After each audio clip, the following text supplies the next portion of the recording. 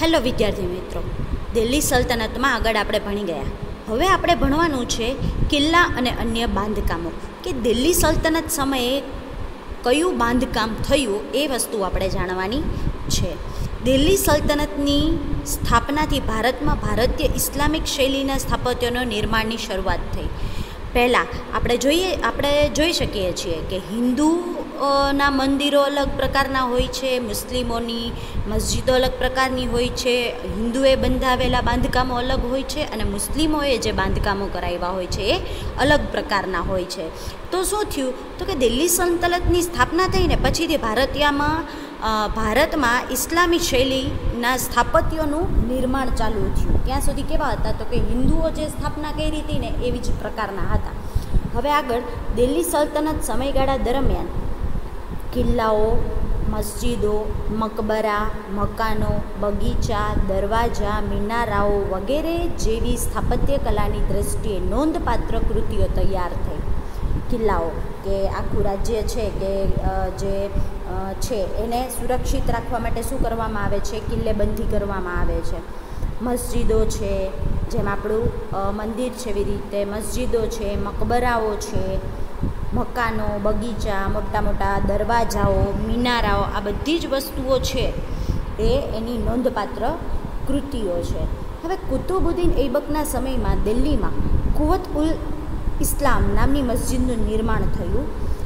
હવે એણે શું કર્યું તો કે આ કુવત ઉલ ઇસ્લામ નામની મસ્જિદ છે એનું નિર્માણ કર્યું. ઐબકે બંધાવેલી બીજી મહત્ત્વની ઇમારત કુતુબ મિનાર છે. હવે સૌથી પહેલાં તો એને મસ્જિદ બંધાવી અને એના પછીનું મહત્ત્વનું શું છે તો કે કુતુબ મિનાર છે.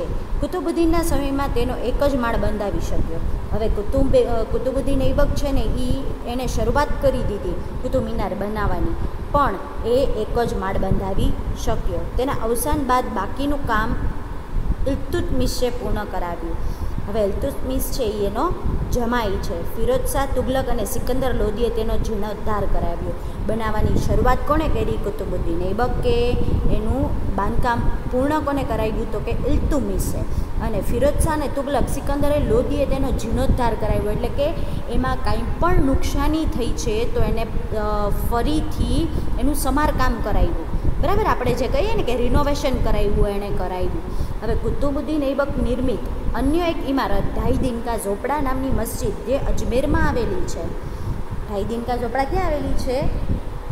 અજમેરમાં આવેલી છે. એવું કહેવામાં આવે છે કે એ 2.5 દિવસમાં બનાવી નાખી હતી, એટલે એનું નામ છે ઢાઈ દિનકા ઝોપડા.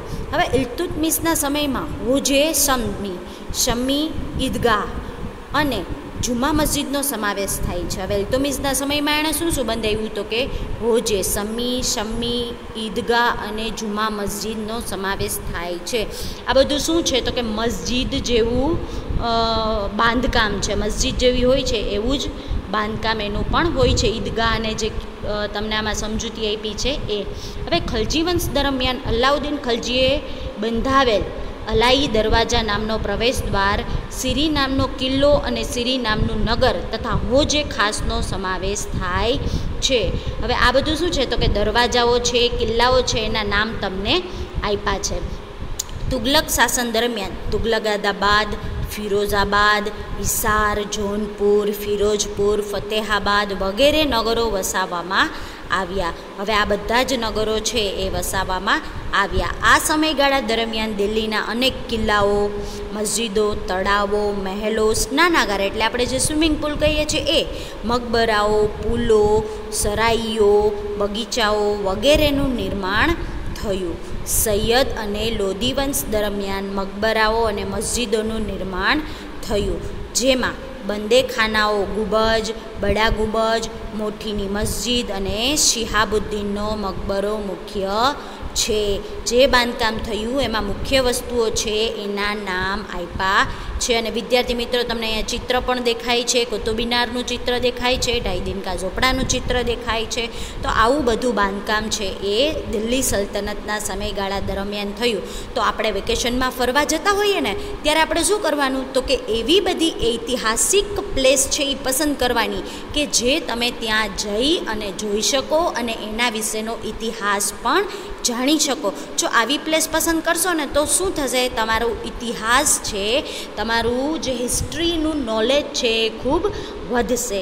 હવે આગળ આપણે ભણવાનું છે વિજયનગર સામ્રાજ્ય ઈસવીસન 1206 ઈસવીસન 1290. તુગલક વંશના નિર્બળ સુલતાનોના સમય દરમિયાન દિલ્હી સલ્તનતના વિઘટનની પ્રક્રિયાનો પ્રારંભ થયો. શું કહે છે, તો કે તુગલક વંશ નિર્બળ સુલતાનોના સમય દરમિયાન શું થયું, દિલ્હી સલ્તનતના વિઘટન એટલે કે છૂટા પડવાની પ્રક્રિયાનો પ્રારંભ થયો. સૈયદ વંશ અને લોધી વંશ દરમિયાન આ પ્રક્રિયા ઝડપી બની. તૈમૂરના આક્રમણના કારણે પણ સ્થિતિ વધુ વણસી, એટલે કે તૈમૂરે જ્યારે આક્રમણ કર્યું ત્યારે સ્થિતિ વધુને વધુ ખરાબ થઈ ગઈ. આ બધી પરિસ્થિતિના કારણે ઉત્તર અને દક્ષિણ ભારતમાં અનેક પ્રદેશો સ્વતંત્ર થયા. હવે આ પરિસ્થિતિ આવી હતી ને એના કારણે શું થયું, તો કે ઉત્તર અને દક્ષિણ ભારતના જે પ્રદેશો હતા ને એ સ્વતંત્ર થઈ ગયા, જેમાં વિજયનગર, બહમની, માળવા, મેવાડ, બંગાળ, જોનપુર વગેરેનો સમાવેશ થાય છે. જે રાજ્યો સ્વતંત્ર, જે પ્રદેશો સ્વતંત્ર થયા હતા એ કયા કયા હતા, તો કે વિજયનગર, બહમની, માળવા, મેવાડ, બંગાળ, જોનપુર વગેરે. હવે અહીં આપણે વિજયનગર અને બહમની રાજ્યો વિશે થોડી વાત કરીશું. હવે બે રાજ્યો વિશે વાત કરવાની છે, વિજયનગર અને બહમની. હરિહર અને બુક્કારાય નામના બે ભાઈઓ હતા. ઈસવીસન 1336માં તુંગભદ્રા નદીના કિનારે પોતાના રાજ્યની રાજધાની બનાવી વિજયનગર સામ્રાજ્યનો પાયો નાખ્યો. હવે આ બંને ભાઈઓએ શું કર્યું, તો કે વિજયનગરમાં સામ્રાજ્યનો પોતાનો પાયો નાખ્યો. ક્યાં, તુંગભદ્રા નદીના કિનારે. શરૂઆતમાં આ નગર તેમના ગુરુ સ્વામી વિદ્યારણ્ય નામના પરથી વિદ્યાનગર તરીકે ઓળખાયું. હવે એના જે સ્વામી હતા, ગુરુ સ્વામી, એના નામ પરથી એને શું નામ પાડ્યું, વિદ્યાનગર. હવે પાછળથી તેમના સમ્રાટોની લશ્કરી સફળતાના કારણે તે વિજયનગર તરીકે પામ્યું. હવે એનું લશ્કર એટલું બધું મજબૂત હતું ને કે તેનું નામ વિજયનગર તરીકે ઓળખાયું. હરિહરરાય અને બુક્કારાય સંગમ વંશના રાજા હતા. હરિહર અને બુક્કારાય જે છે એ બુક્કારાય સંગમ વંશના રાજા હતા. વિજયનગર સામ્રાજ્યમાં સંગમ વંશ, સાલુ વંશ, તુલવ વંશ, જો વિદ્યાર્થી મિત્રો આ બધા વંશ છે વિજયનગરમાં જોવા મળે છે. તો અને અરવિંદ વંશ શાસન કર્યું. હવે હરિરાય પ્રથમ અને બુક્કારાયે નાના રાજ્યને સામ્રાજ્ય બનાવવામાં મહત્વ યોગદાન આપ્યું. નાના રાજ્યો હતા એને પણ શું બનાવ્યું, તો કે મોટા રાજ્ય બનાવવા માટે મહત્વનું યોગદાન આપ્યું. સાલુ વંશનું શાસન 20 વર્ષ ચાલ્યું અને ત્યારબાદ તુગલક વંશની સ્થાપના થઈ. હવે તુગલક વંશમાં કૃષ્ણદેવરાય જેવો શ્રેષ્ઠ શાસક થયો, જે માત્ર તુગલક વંશનો જ નહીં સમગ્ર વિજયનગર સામ્રાજ્યનો સર્વશ્રેષ્ઠ શાસક સાબિત થયો. હવે અહીંયા તમને કૃષ્ણદેવરાયનો ચિત્ર પણ દેખાય છે કે એ છે એ વિજયનગર માટે ખૂબ જ શ્રેષ્ઠ રાજા સાબિત થયો. એટલું જ નહીં, તે ભારતના એક મહાન શાસક બનવાનું ગૌરવ પણ મળ્યું. હવે ભારતમાં એક ખૂબ જ ગૌરવ અને માન મેળવે છે એવો શાસક હતો. તેણે શાસન દરમિયાન અનેક વિજયો હાંસલ કર્યા. કૃષ્ણદેવરાયનું મોટાભાગનું જીવન યુદ્ધભૂમિ પર જ પસાર થયું.